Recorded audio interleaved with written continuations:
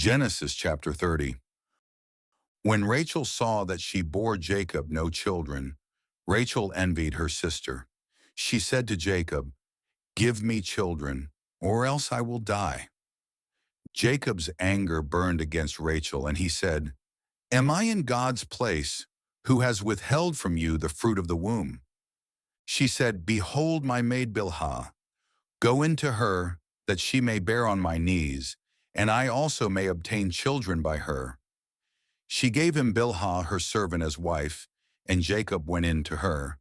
Bilhah conceived and bore Jacob a son.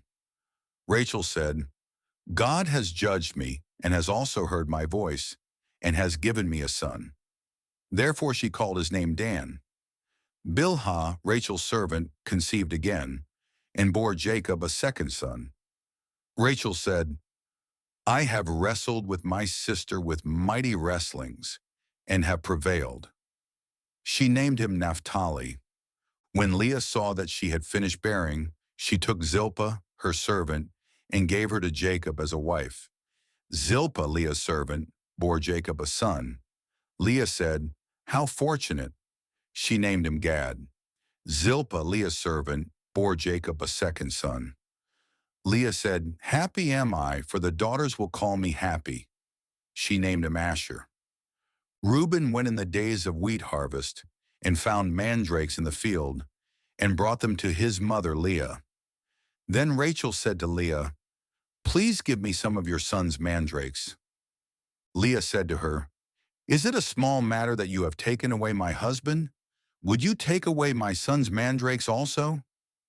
Rachel said, "Therefore he will lie with you tonight for your son's mandrakes." Jacob came from the field in the evening, and Leah went out to meet him and said, "You must come in to me, for I have surely hired you with my son's mandrakes." He lay with her that night. God listened to Leah, and she conceived and bore Jacob a fifth son. Leah said, "God has given me my hire, because I gave my servant to my husband." She named him Issachar. Leah conceived again, and bore a sixth son to Jacob. Leah said, "God has endowed me with a good dowry. Now my husband will live with me, because I have borne him six sons." She named him Zebulun. Afterwards she bore a daughter and named her Dinah. God remembered Rachel, and God listened to her and opened her womb. She conceived, bore a son, and said, "God has taken away my reproach." She named him Joseph, saying, "May the Lord add another son to me." When Rachel had borne Joseph, Jacob said to Laban, "Send me away, that I may go to my own place and to my country. Give me my wives and my children for whom I have served you, and let me go, for you know my service with which I have served you." Laban said to him, "If now I have found favor in your eyes, stay here, for I have divined that the Lord has blessed me for your sake." He said, "Appoint me your wages, and I will give it." Jacob said to him, "You know how I have served you, and how your livestock have fared with me. For it was little which you had before I came, and it has increased to a multitude. The Lord has blessed you wherever I turned. Now when will I provide for my own house also?" Laban said, "What shall I give you?" Jacob said, "You shall not give me anything. If you will do this thing for me, I will again feed your flock and keep it.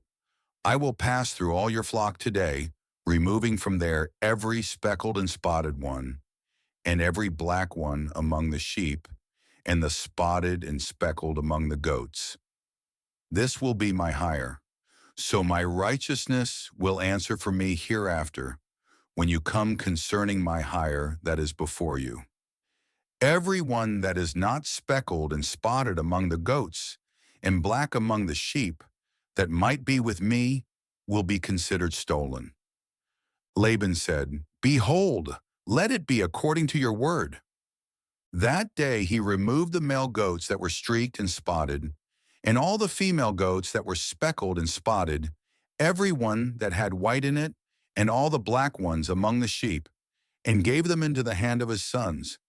He set 3 days' journey between himself and Jacob fed the rest of Laban's flocks.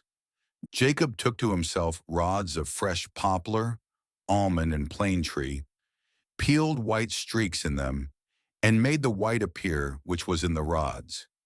He set the rods which he had peeled opposite the flocks in the watering troughs where the flocks came to drink. They conceived when they came to drink. The flocks conceived before the rods, and the flocks produced streaked, speckled, and spotted. Jacob separated the lambs and set the faces of the flocks toward the streaked and all the black in Laban's flock. He put his own droves apart and didn't put them into Laban's flock. Whenever the stronger of the flock conceived, Jacob laid the rods in front of the eyes of the flock in the watering troughs, that they might conceive among the rods. But when the flock were feeble, he didn't put them in. So the feebler were Laban's, and the stronger Jacob's. The man increased exceedingly and had large flocks, female servants and male servants, and camels and donkeys. Genesis chapter 31. Jacob heard Laban's son's words, saying, Jacob has taken away all that was our father's. He has obtained all this wealth from that which was our father's. Jacob saw the expression on Laban's face, and behold, it was not toward him as before. The Lord said to Jacob, Return to the land of your fathers and to your relatives, and I will be with you.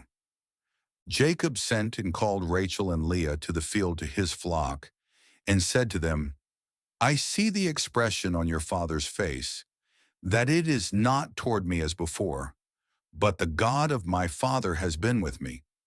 You know that I have served your father with all of my strength. Your father has deceived me and changed my wages 10 times, but God didn't allow him to hurt me. If he said, The speckled will be your wages, then all the flock bore speckled. If he said, The streaked will be your wages, then all the flock bore streaked. Thus God has taken away your father's livestock and given them to me. During mating season, I lifted up my eyes and saw in a dream, and behold, the male goats which leaped on the flock were streaked, speckled, and grizzled. The angel of God said to me in the dream, Jacob, and I said, Here I am. He said, Now lift up your eyes and behold, all the male goats which leap on the flock are streaked, speckled, and grizzled, for I have seen all that Laban does to you. I am the God of Bethel, where you anointed a pillar, where you vowed a vow to me. Now arise, get out from this land, and return to the land of your birth. Rachel and Leah answered him, Is there yet any portion or inheritance for us in our father's house? Aren't we considered as foreigners by him? For he has sold us and has also used up our money. For all the riches which God has taken away from our father are ours and our children's. Now then, whatever God has said to you, do.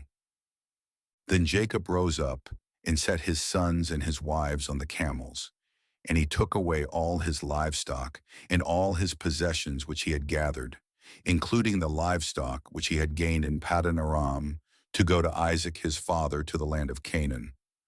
Now Laban had gone to shear his sheep, and Rachel stole the teraphim that were her father's. Jacob deceived Laban the Syrian, in that he didn't tell him that he was running away. So he fled with all that he had. He rose up, passed over the river, and set his face toward the mountain of Gilead. Laban was told on the 3rd day that Jacob had fled. He took his relatives with him and pursued him 7 days' journey. He overtook him in the mountain of Gilead. God came to Laban the Syrian in a dream of the night and said to him, Be careful that you don't speak to Jacob, either good or bad. Laban caught up with Jacob. Now Jacob had pitched his tent in the mountain, and Laban with his relatives encamped in the mountain of Gilead. Laban said to Jacob, What have you done that you have deceived me and carried away my daughters like captives of the sword? Why did you flee secretly and deceive me, and didn't tell me, that I might have sent you away with mirth and with songs, with tambourine and with harp, and didn't allow me to kiss my sons and my daughters? Now you have done foolishly. It is in the power of my hand to hurt you, but the God of your father spoke to me last night, saying, be careful that you don't speak to Jacob, either good or bad. Now you want to be gone because you greatly long for your father's house. But why have you stolen my gods? Jacob answered Laban, because I was afraid, for I said, lest you should take your daughters from me by force. Anyone you find your gods with shall not live. Before our relatives, discern what is yours with me, and take it. For Jacob didn't know that Rachel had stolen them. Laban went into Jacob's tent, into Leah's tent, and into the tent of the two female servants, but he didn't find them. He went out of Leah's tent and entered into Rachel's tent. Now Rachel had taken the teraphim, put them in the camel's saddle, and sat on them. Laban felt around all the tent, but didn't find them. She said to her father, don't let my lord be angry that I can't rise up before you, for I'm having my period. He searched but didn't find the teraphim. Jacob was angry and argued with Laban. Jacob answered Laban, what is my trespass? What is my sin that you have hotly pursued me? Now that you have felt around in all my stuff, what have you found of all your household stuff? Set it here before my relatives and your relatives, that they may judge between us two. These 20 years I have been with you. Your ewes and your female goats have not cast their young, and I haven't eaten the rams of your flocks. That which was torn of animals I didn't bring to you. I bore its loss. Of my hand you required it, whether stolen by day or stolen by night. This was my situation. In the day the drought consumed me, and the frost by night, and my sleep fled from my eyes. These 20 years I have been in your house.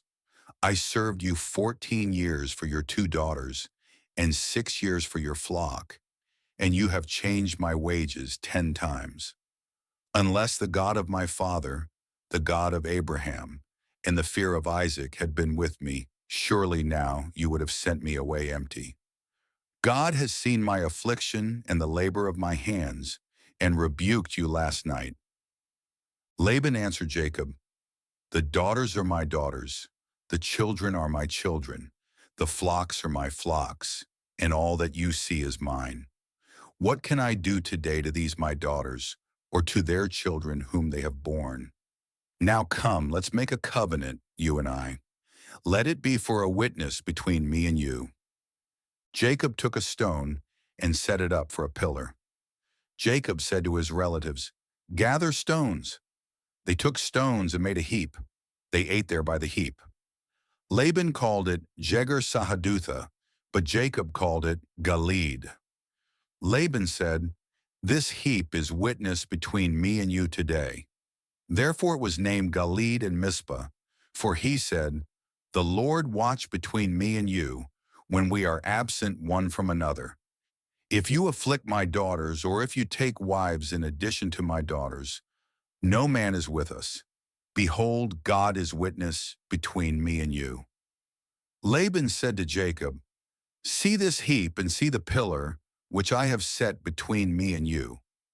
May this heap be a witness, and the pillar be a witness, that I will not pass over this heap to you, and that you will not pass over this heap and this pillar to me for harm. The God of Abraham and the God of Nahor, the God of their father, judge between us. Then Jacob swore by the fear of his father Isaac. Jacob offered a sacrifice in the mountain and called his relatives to eat bread. They ate bread and stayed all night in the mountain. Early in the morning, Laban rose up and kissed his sons and his daughters and blessed them. Laban departed and returned to his place. Today in Genesis 30 and 31, We saw how God keeps working even inside a home fractured by competition, jealousy, and old wounds, even between sisters. How often do we see families divided by comparison, rivalry, and the need to prove our worth? Between mandrakes, negotiations, and purchased nights, the text shows two women trying to force what only God can open. Rachel, wounded by barrenness, gives her servant to Jacob as a way to build a house. Leah, even after being favored earlier, falls into the same cycle, and Jacob ends up caught in the middle of the struggle. Yet God does not abandon the story. God remembers Rachel, listens, acts, and changes the outcome. And in chapter 31, we watch Jacob being stretched in character. Years of labor, wages changed, pressure, injustice, until the Lord sees and says, return. And when God tells you to return, it's not only a change of location, it's a repositioning of destiny. It's a return to the promise. God protects Jacob, restrains Laban, and turns a conflict into a covenant with clear boundaries. Now think with me. What do you see in this war for Jacob's love? Did God honor Leah because she was rejected by people but seen by God? And Rachel, was she the ideal woman for Jacob? Or did a spoiled heart pull the story farther from what God was forming? Let's keep reading, thinking, and learning together with humility, without romanticizing sin, but recognizing the grace that holds people up even when the family is messy. Tomorrow is day 23, Genesis 32 to 34, and the story gets intense. Jacob will face Esau, wrestle through the night, and receive a new name. And then comes a difficult chapter that calls for a humbled heart and careful attention to how God deals with our wounds, our limits, and our choices. If this reading is building your faith, comment, Day 22 completed, and leave a prayer request too. Share this with someone who needs to trust God's timing again. I'll see you on day 23.